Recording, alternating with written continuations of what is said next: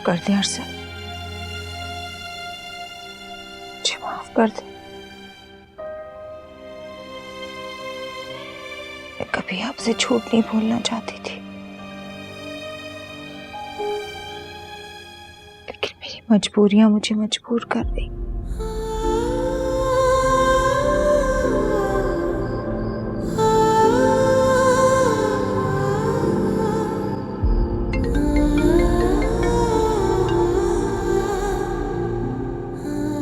आज मेरी याद कैसे आ गई आपको? भाई मैंने सुना है कि जब से तुम दूर फिशा के यहाँ शिफ्ट हुई हो तुम्हारी नबील से कोई मुलाकात ही नहीं हुई। मुझे तो लगता है कि तुम्हारा नबील से दिल भर गया या फिर तुम्हें कोई और मिल गया। बताओ।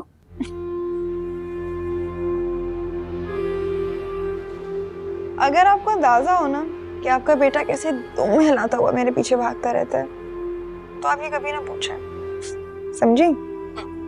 अरे हाँ, मर्दों को उल्लू बनाना तो तुमसे बेहतर किसी को आता ही नहीं। सही कहा। उल्लू, काठ का उल्लू, गधा, बल्कि मिसाल तो आपके घर में ही है।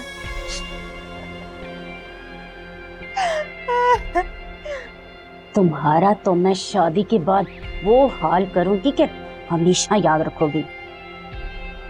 और जो शादी के बाद मैं आपका हाल करूंगी, सर्दी की रातों में, दारुल अमान की ठिठुरती हुई रातों में, क्या ख्याल है?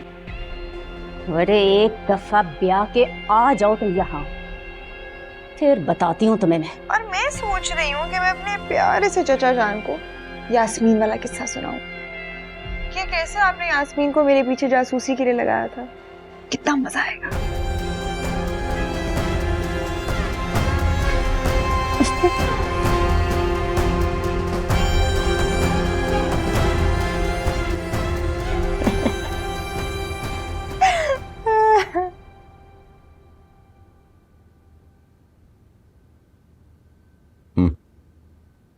ये लो, बादाम खाओ।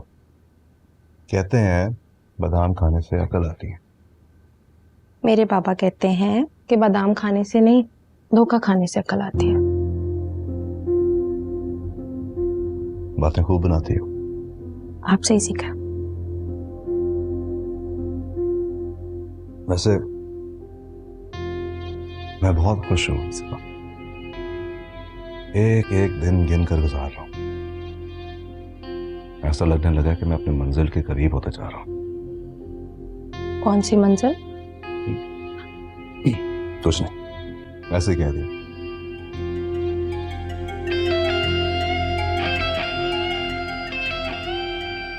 असल में मेरी हमेशा ख्वाहिश थी कि मैं बाप बनूं। लड़की का बाप या लड़के का बाप? पहला बच्चा तो लड़का ही होना चाहिए। मुझे बेटा चाहिए। अच्छा, मैं जरा दादी के पास से आता हूँ। ये सारा खत्म करो। मुझे बहुत सेहतमंद बेटा चाहिए। ओके ओके, मैं आता हूँ।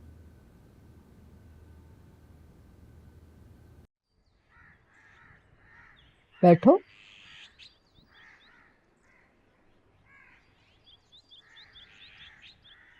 ये तुम शहर में क्या करते फिरते हो?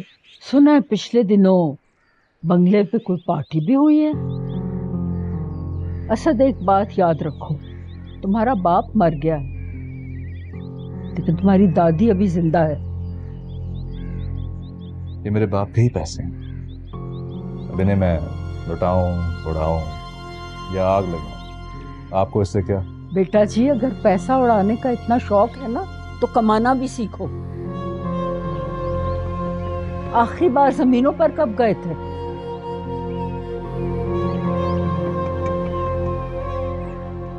मेरी बूढ़ी हड्डियों में अब इतना दम नहीं है कि मैं इतनी जिम्मेदारी उठा सकूं।